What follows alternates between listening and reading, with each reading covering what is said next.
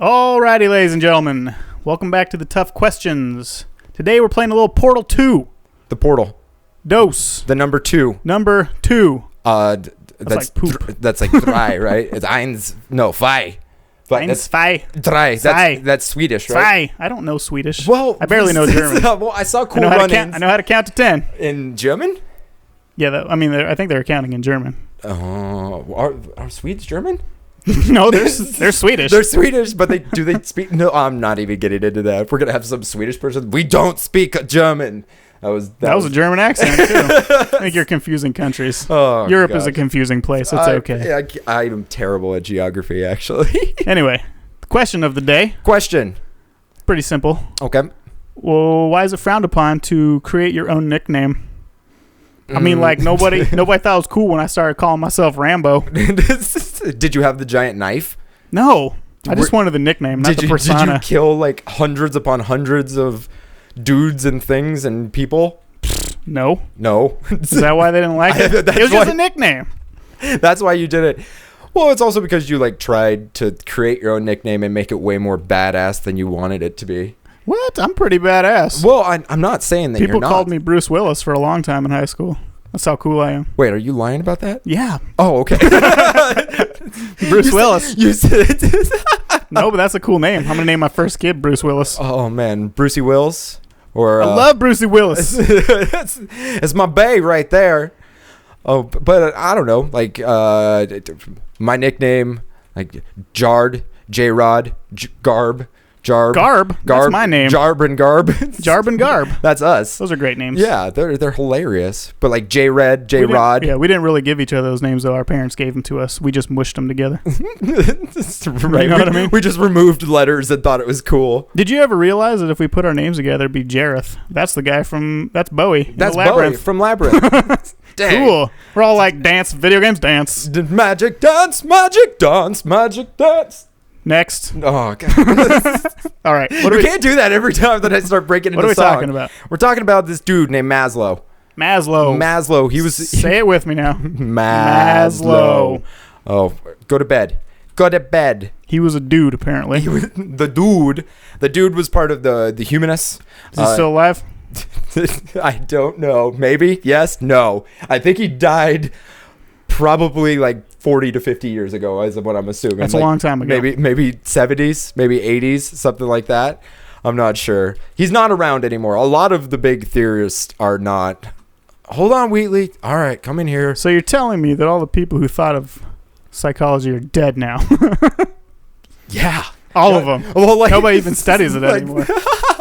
That's crazy. No, it's really weird. Like the big pivotal figures in psychology, like they well, of course they died of old age, but there's a handful of them that just like died because of like heart attacks or just other. So you're telling me they were human beings? Yeah, exactly. They expired eventually. Yeah, it's just a shame to have like these really pivotal figures. Like, of course, Maslow, Freud died in like the 20s, I think, something like that. So, I mean, some of these people can most definitely just die for funsies. They didn't die for funsies. I think you're confusing what death is. Well, it's necessary. When we talk about existentialism, we can talk about the fun of dying. The fun of dying. Everyone's listening like, what the fuck? Yeah. Anyway, all right. Maslow. He's hierarchy of needs. Hierarchy of needs. All right. You know what a triangle looks like? Let me think. Got it. Got it. 3 sides? Fuck. 4. No. Wait. No. It doesn't matter. 4. It's not a rhombus. It really doesn't matter whether... Well, if it's a triangle, it definitely matters. Think more food pyramid. Pyramids have more sides. They're 3D, though. Yeah. So imagine it's like the food pyramid. It's got like it's just got the different levels, right? Gotcha. All right. This whole room is going to start falling apart. Don't you worry about what's going on right now, G-Money. This is all part of the game. It seems we're not dying. Dangerous. It's very dangerous. Well, yeah. And so, all right. So the very bottom level is physiological needs. Bottom of the needs pyramid. Bottom of the needs. Just like the breads in the food pyramid. Yeah, you need your breads. You need those. So it's physiological. It's food, water, air. Oxygen, exactly. All the things that we need to be physiological. Yes, that you literally cannot live without. And then next above that is safety needs. And that's having a roof over your head, having a shelter. Food and shelter. I mean, not food. Shelter, clothing. Yeah, food is part of physiological. Right. Yeah, having clothes for the elements, as you just said. Not being eaten by a polar bear and or saber-toothed tiger, depending on what time. Yeah, I spent a lot of my time actually in the Arctic. Just for all those Alaska, Neanderthals that are listening to the show bears. right now. Like, polar bear's bad. What was that? That's my Neanderthal. Oh. What'd you think? I thought you were trying to be an Inuit. Oh my God, that was. I'm sorry. That's why I looked at you. But take a step back. Yeah. Okay. Anywho. All right. So the next one up from safety needs is love and belonging. So having love, being loved by people, and then also having a sense of belonging, whether it's a community, whether it's in your family. Sure. Yeah, exactly. And then you got self-esteem needs. So you got to have self-esteem. You got to be loving yourself. So you're saying there's one section of needs for receiving love from other people, like you need to receive love, but then there's also another section for needing to love yourself. Exactly. And then the top one is self-actualization, and this is a term that like a handful of humanists use, but it's being like the supreme beingness of life. You're engulfed in life. I told you, it's all part of the game. Don't you worry. We're here. No, I'm talking about the supreme beingness of life. It sounds subjective. Well, do you want to know what's really subjective about it? It's going to be Maslow thought he was self-actualized. Oh yeah, of course. Yeah, they all do. It's the same thing. Like Freud talked about oral fixations, and he was a cigar smoker. And he said that he didn't have an oral fixation. No, everyone else does. Right, but he smoked so much that he had to get his jaw removed, and then they put in a metal mandible. Yeah. Whoa. Your look sounds like a bionic man. Yeah, and even after he got his jaw replaced, he still was like, no, I do not have an oral fixation. You're like, you're a liar, Uncle Ziggy. Yeah. You're such a liar. Ziggy. Yeah, Uncle Ziggy Freud. You never heard that before? No, but it makes sense. And so the neat thing, or what I think is neat, there's probably a handful of people that are like, that's not neat at all. The hierarchy of needs, or the pyramid, works as stepping stones. So you have to have physiological needs to have safety needs. Safety needs go to love and belonging, so on and so forth. Right. So, like if you don't have food, you're not going to care about love. You're going to care about getting food first. Right. Exactly. Like if you don't have water or food, then you're not going to care about self-esteem. I mean, you're not going to care about safety. I mean, like who cares if a saber-toothed tiger eats me if I'm going to die of dehydration? That's in essence what we're talking about. And so in life, this plays out if, say, natural disasters. Your house gets wrecked by a tornado. Right. All of a sudden, your safety is gone. Feeling love from your family comes second to actually being alive. right. To receive that love. Right. Like imagine you've got everything. Like, well, not everything, but you got the physiological needs. You got your fridge stocked full of stuff. You got the safety needs. You got a roof over your head. You got the love and belonging because you got your family and everything. So you're working on the self-esteem needs. Boom, tornado comes, wrecks all your shit, and then suddenly you don't know what to do.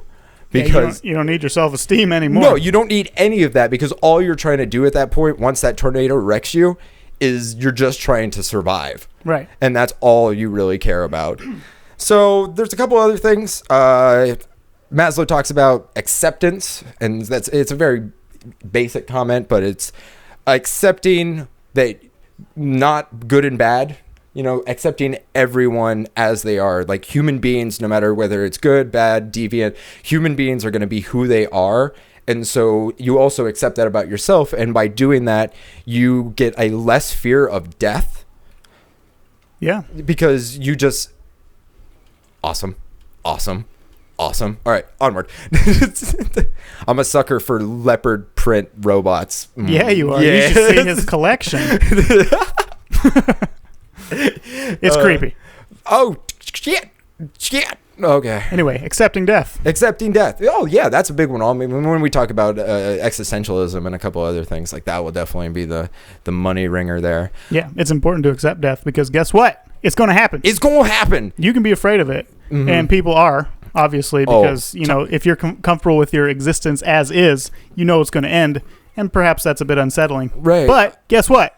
It's going to happen. It's going to happen. Ain't nobody figured out how to prevent it yet. No. And even if we do you really want to be that person that's like, I'm going to live like 1,000 years? Are you kidding me? Like 1 billion people just said yes. Really?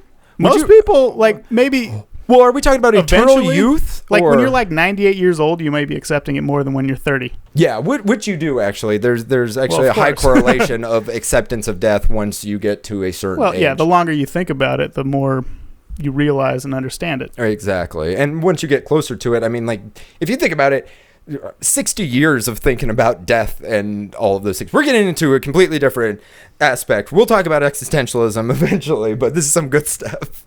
So the last thing that I want to hit on before we end this episode, Jonah complex. Jonah. My name is Jonas. Stop it. Oh, I thought you were going to say next again, and I was going to punch you. Nope. Oh. Just stop. Just stop. Whoop. Who's Jonah? And who is Jonah, and why does he have a complex? The Jonah complex is whether it's growth, development, creating, anything of this nature, you tend to not want to pursue those things. What just happened? Oh. If you're afraid you're going to fail, or if you're afraid it's not going to be good enough. Yeah, it's like the impossibility of doing something is not going to provide you with a sense of, like, it's so easy. Like, there's this quote by this fireman. Let me just grab this companion cube. Fireman? Yeah, he was a fireman talking about his first time on a fire. And essentially he said, I don't want to misquote him, it's Mark Bezos. Bezos? Oh, I bastard everyone's name that we try and say. But he says it's so easy to... Oh, yeah. I was like, where am I going? It's so easy to dismiss something good because you're hoping to do something great. Right. And so that's what I feel a handful of people miss. I mean, I think a lot of people do that. It's an obvious problem, I think. For example, when I'm writing, say I write a first paragraph of something that's supposed to be 100 pages. Right. And I'm like, you know what, this could actually use a little bit of work. And I tinker with it and I mess with it. And then like 3 weeks later, I have this perfect first paragraph. And that's all I got. Because instead of creating, I prevented myself from creating by thinking that everything has to be extraordinary. Every word that I write has to be extraordinary. And you're never going to get anywhere thinking like that. Because guess what? Most of your stuff is not going to be extraordinary because of the whole practice makes perfect. You're going to need to work at it before it can even become close to that. Right. And that's... in essence, that's what Maslow is talking about, is because everyone, they almost naysay themselves or they restrict themselves because they don't think it's going to be something amazing. Like, this has to be great. Right. I'm not here to put out a bunch of crap, It's like, well, guess what? That's not the point. That's not the point. It's not. You're ruining all your whole process by doing that. Word. All right, let's call it there. Okay. Like and comment if you enjoy what we're talking about. Do the same thing if you don't enjoy what we're talking about, because we care about what you think. And continue commenting if you want to see us play any kind of particular game, or if you want to hear us talk about any particular subject. Come back for more questions. Bye. Bye-bye.